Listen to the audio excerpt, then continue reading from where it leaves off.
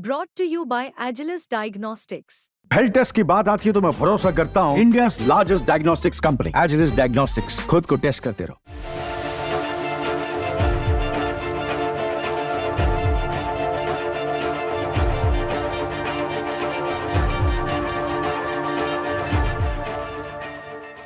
नमस्कार, यूपी तक देख रहे हैं आप। मैं हूं आपके साथ गुरांशी श्रीवास्तव।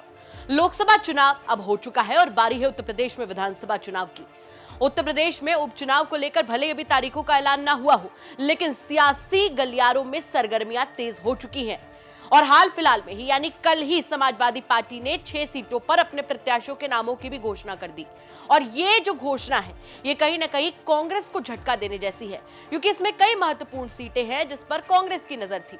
ऐसा ये गलियारों में चर्चाएं चल रही थी, लेकिन एक भी सीट इसमें से कांग्रेस को नहीं मिली। समाजवादी पार्टी ने 6 की 6 सीटों पर अपने प्रत्याशी उतारे, जिसमें महत्वपूर्ण सीटों की बात कर लीजिए तो आपकी मिल्कीपुर की सीट है, जो कि कांग्रेस की तरफ से कहा जा रहा था कि कार्यकर्ता चाहते हैं कि मिल्कीपुर से कांग्रेस चुनाव लड़े। इसके साथ साथ अगर आप बात कर लीजिए फूलपुर सीट की, जो कांग्रेस कह रही थी कि वो उसके लिए बहुत महत्वपूर्ण सीट हो सकती है, उस पर भी अखिलेश यादव ने अपना प्रत्याशी उतार दिया। और अगर आप बात कर लीजिए सीसामऊ की, तो सीसामऊ से भी इरफान सोलंकी की पत्नी नसीम सोलंकी को प्रत्याशी बना दिया गया है। ऐसे में अब कांग्रेस और समाजवादी पार्टी के गठबंधन का क्या? उत्तर प्रदेश कांग्रेस अध्यक्ष अजय राय जब कानपुर पहुंचे, उनसे पत्रकारों ने सवाल पूछा तो उनका चेहरा लटका हुआ था। वो बहुत खुल के तो कुछ नहीं कह रहे थे, लेकिन हाँ, जो एक दुख होता है वो उनके चेहरे से साफ झलक रहा था। अजय राय का साफ तौर पर कहना था कि अब जो भी होगा वो पार्टी नेतृत्व तय करेगा। और इसके साथ साथ जब गठबंधन को लेकर उनसे सवाल किया गया तो सुनिए एक बार उन्होंने क्या कुछ कहा।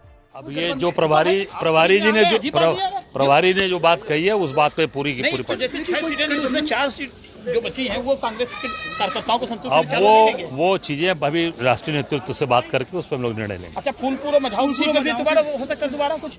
अब जो चीजें राष्ट्रीय नेतृत्व निर्णय लेगा उस पर तय करके करेंगे। आप उसको मानेंगे? अपनी तरफ से कोई प्रस्ताव नहीं, राष्ट्रीय नेतृत्व ही तय करेगा। आगे जो गठबंधन बना रहेगा क्या? निश्चित तौर से बना हुआ है, बना रहेगा। अच्छा सर, ये बताइए कि अब एकदम से पकड़ क्या कोई चर्चा नहीं हुई थी सीट घोषणा? अब इसमें कोई चर्चा नहीं आई है। अभी सामने जब राष्ट्रीय नेतृत्व तय करेगा, नहीं इतनी दिन से चल रहा था, आपने 5 सीटों, उन्होंने कोई चर्चा नहीं की अखिलेश ने किसी तरह से?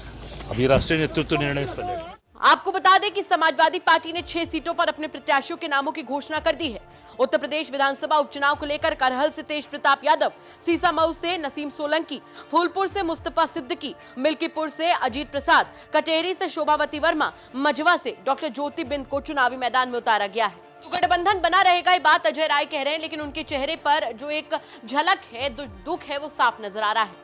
मुद्दे की बात यहां पर यह है कि कई महत्वपूर्ण सीटें जिन्हें कांग्रेस चाहती थी वो तो कांग्रेस को मिली नहीं। तो ऐसे में बड़ा सवाल ये खड़ा होता है कि आगे गठबंधन का क्या बाकी की 4 सीटों पर कोई सहमति बनेगी? क्या बाकी की 4 सीटों के अलावा इन नामों में कोई परिवर्तन होगा?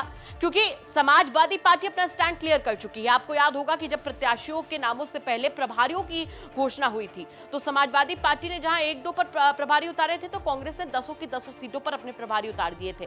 तो ऐसे में क्या प्रत्याशियों को लेकर अभी खींचतान होगी, ये तो आने वाला वक्त बताएगा। लेकिन एक बात तो साफ है कि अजय राय इस लिस्ट से, जो समाजवादी पार्टी के उपचुनाव को लेकर सूची है, उससे खुश बिल्कुल नहीं नजर आ रहे थे। बाकी आप क्या कुछ कहेंगे इस खबर को लेकर, हमें कमेंट सेक्शन में जरूर बताइएगा। साथ ही खबर आप तक पहुंचाने का श्रेय जाता है कानपुर से मेरे सहयोगी रंजय सिंह को। नमस्कार।